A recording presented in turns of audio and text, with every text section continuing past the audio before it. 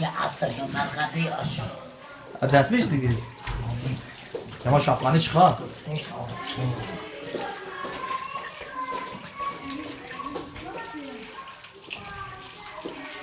Adres nasıl alınır? Aliye diyorlar. Aha.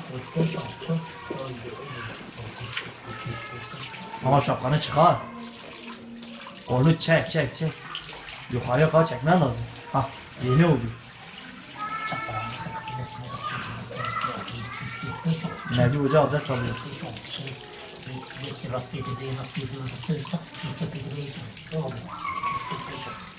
Doğrudur Necip Hoca. Necip Hoca şapkanı çıkarma, kafana su vurmadı.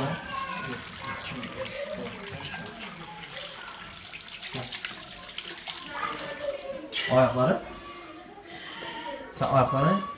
Fori de yakıyarsa. Hocam ben kaç sene sonra evleneceğim? Çıkalım. Necip Hoca şu an abdest alıyor. Bir gidin. Tamam kapıyı kapat. Siz gidin. Bir git ben burada tek başıma. Beraber geç. Tamam. Arada ben motoru tutuyorum. Sen motora girmesin. Ah Kerem gel. Ah. Bir çık he. Tamam de adres al. Bir çık yanımda. Niye? Çık ben sana göstermeye her şeyi bir. Ne, her şeyini göster. Ayağını göster. Geç şurada. Anam başkanı. Necip Hoca. Bir kapıyı örtme ben çık. Ha nereye çıkıyorsun? Bir çık. Ya abdest al. Ben sana hep abdest alayım.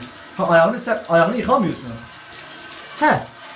Ben yavrum ben göster ya millete. Ha millete gösterme. Vali bana demiş göstermeye. Niye? Ha tamam.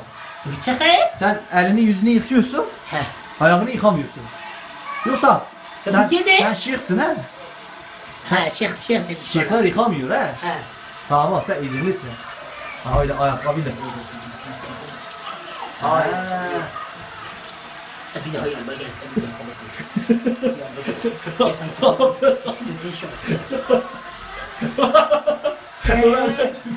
Sen onlara değilse seni vereceğim. Yok ben saklıyorum Recep amca. Sen şimdi abdest aldın. Üstünü kapat yazıktır. Bırak kuş kanı kapat süt diyor. Necip Hoca. Göbeğe bak maşallah.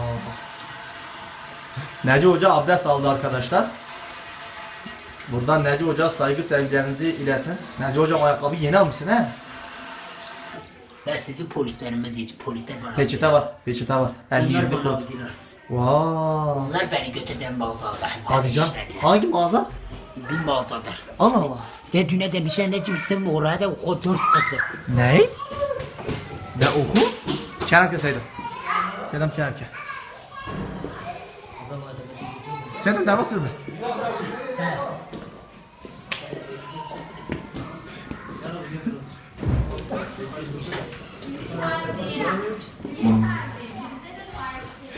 Gel.